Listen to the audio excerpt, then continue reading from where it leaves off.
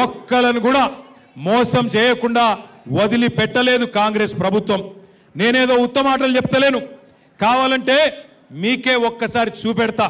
ఏమన్నారు కాంగ్రెస్ వాళ్ళు ఎలక్షన్లకు ముందు? అందుకే ఈ టీవీలు అన్ని పెట్టి మీకు కాంగ్రెస్ వాళ్ళ మాటలు చూపెట్టాలనే ఈ టీవీలు పెట్టినాం. ఒక్కసారి టీవీలలో రేవంత్ రెడ్డి ఏమేం చెప్పిండు మాటలు ఎలక్షన్లకు ముందు అది ప్లే చేయాలని చెప్పి మా తమ్ములను కోరుతా ఉన్నా. పెన్షన్ ఎంత వస్తుంది? 2000 వస్తుంది కదా. వచ్చే నెల డిసెంబర్ 9 నాడు 2000 కాదు, ఇందిరమ్మ రాజ్యం వచ్చి నీకు 4000 రూపాయలు పెన్షన్ వస్తుంది. ఎవరు అడుక్కునే పని లేదు.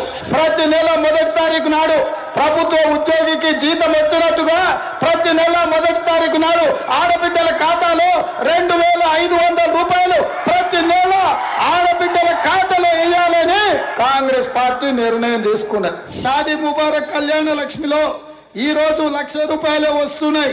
వచ్చే నెల మీరు తీసుకుంటే 1,00,000తో పాటు తులం బంగారం ఆడబిడ్డలకే ఇచ్చి పేదల కోసం ఇందిరమ్మ ఇల్లు కట్టుకోవడానికి, ఇల్లు లేని పేదలకు, పెళ్ళైన ప్రతి వాడికి ఇందిరమ్మ ఇల్లు కట్టుకోవడానికి 5 లక్షల రూపాయలు ఉచితంగా ఇవ్వాలని ఇవాళ కాంగ్రెస్ పార్టీ నిర్ణయం తీసుకున్నది.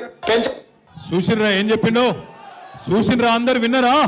2 ఏళ్ళు అయింది. మరి 4000 పెన్షన్ వచ్చిందా? 2,500 వచ్చినాయా ఆడపిల్లలకి?